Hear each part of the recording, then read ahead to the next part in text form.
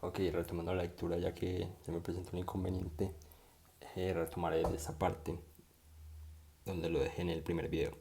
Como cabría esperar, esta enorme diferencia de renta media se refleja en algunos otros indicadores de la calidad de vida y el nivel de vida. Los ciudadanos de los países de renta alta tienen mejor nutrición, mejor asistencia sanitaria y mayor esperanza de vida que los ciudadanos de los países de renta baja, así como más televisores, más artilugios y más automóviles.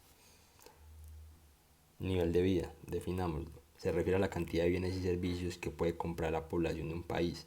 Normalmente se mide por medio de la renta real per cápita ajustada a retener en cuenta de la inflación. El nivel de vida también varía significativamente a lo largo del tiempo. En los últimos 5 años el crecimiento económico ha sido alrededor de un 4,68% al año en Albania, de alrededor de un 10,5% al año en China, pero en Letonia la economía se ha contraído en torno a un 1,4% durante ese mismo periodo de tiempo. ¿A qué se deben estas grandes diferencias entre los niveles de vida de los distintos países y de las distintas épocas? La respuesta es sorprendentemente sencilla. Casi todas las diferencias entre los niveles de vida son atribuibles a la diferencia entre los niveles de productividad de los países, que es la cantidad de bienes y servicios producidos con cada hora de tiempo de un trabajador. En los países en los que los trabajadores pueden producir una gran cantidad de bienes y servicios por unidad de tiempo, la mayoría de las personas disfrutan de un elevado nivel de vida. En los países cuyos trabajadores son menos productivos, la mayoría de las personas llevan una existencia más precaria. Asimismo, la tasa de crecimiento de la productividad de un país determina la tasa de crecimiento de su renta media. La relación fundamental entre la productividad y los bienes de vida es sencilla, pero sus consecuencias son trascendentales. Si la productividad es el principal determinante de los niveles de vida, las demás explicaciones tienen necesariamente una importancia secundaria. Por ejemplo, podría ser tentador atribuir a los sindicatos o a la legislación sobre el salario mínimo el aumento que ha experimentado el nivel de vida de los trabajadores en los últimos 50 años. Sin embargo, el verdadero héroe de los trabajadores es el aumento de su productividad. La relación entre la productividad y los niveles de vida también tienen profundas consecuencias para la política económica. Cuando nos preguntamos cómo afectará una medida cualquiera a los niveles de vida, la pregunta fundamental es cómo afectará nuestra capacidad para producir bienes y servicios. Para elevar los niveles de vida, los responsables de la política económica tienen que incrementar la productividad, asegurándose de que los trabajadores poseen un buen nivel de estudios, disponen de las herramientas necesarias para producir bienes y servicios y tienen un acceso a la mejor tecnología existente. Noveno principio, los precios suben cuando el gobierno imprime demasiado dinero. En Zimbabue, la inflación era en marzo de 2007 de 2.200%. Esto significa que un bien cuyo precio era equivalente a 2,99 dólares zimbabuenses en marzo de 2006 valía 65,78. Solo 12 meses más tarde, en febrero de 2008, la inflación era, según las estimaciones, de 165.000%. 5 meses más tarde era de 2.200.000%. En julio de 2008 el gobierno emitió un billete de 100.000 millones. En ese momento, con eso solo se podía comprar una barra de pan. Según las estimaciones de inflación existentes en Zimbabue, en julio de 2008 la tasa de crecimiento de los precios era de 231.000 millones%. En enero de 2009 el gobierno emitió billetes de 10, 20, 50 y 100 billones. 100 billones es 100 seguido de 12 ceros. Este episodio es uno de los ejemplos más espectaculares de la inflación en la historia, una subida del nivel general de los precios de la economía. Inflación, aumento del nivel general de los precios de la economía. La inflación alta es un problema porque impone algunos costos de la sociedad. Mantenerla en un bajo nivel es un objetivo que los responsables de la política económica de todo el mundo. ¿A qué se debe la inflación? En casi todos los casos en la que es alta o persistente, resulta que el culpable es el mismo, el crecimiento de la cantidad de dinero. Cuando un gobierno crea grandes cantidades de dinero, su valor disminuye. Como hemos señalado antes, el gobierno zimbabuense está emitiendo billetes de denominaciones cada vez mayores. Generalmente se acepta que existe una relación entre el crecimiento de la cantidad de dinero y la tasa de crecimiento de los precios.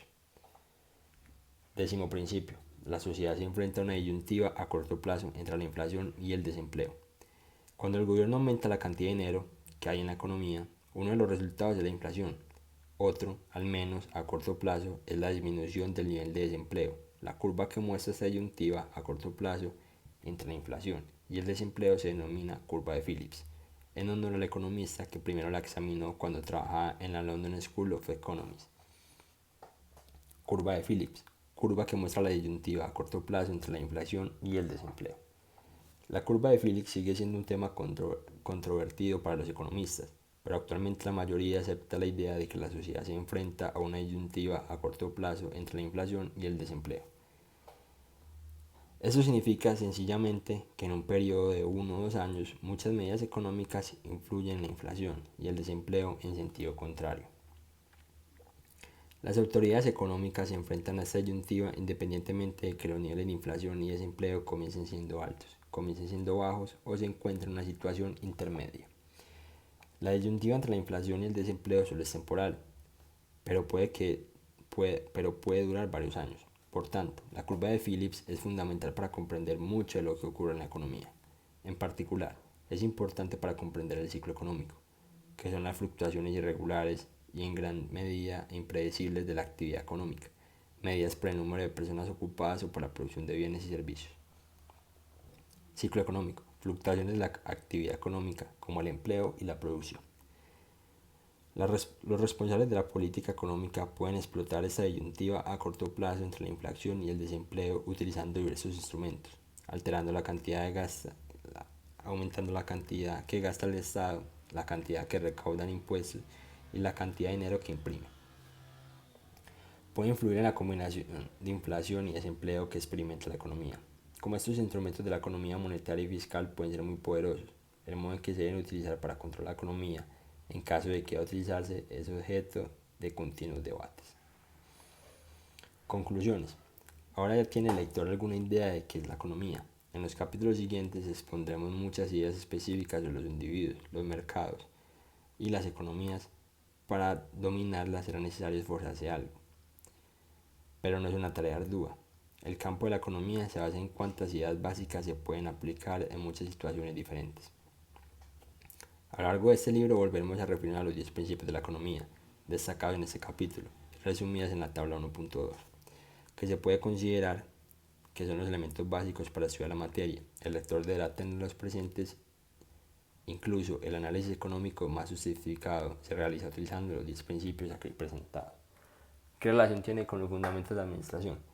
Como pueden ver, para poder estudiar la economía se necesita tener algunos conceptos básicos claros, como puede ser la inflación, la curva de Phillips, digamos que no son los más básicos, pero sin embargo son conceptos y fundamentos que se deben de tener claros.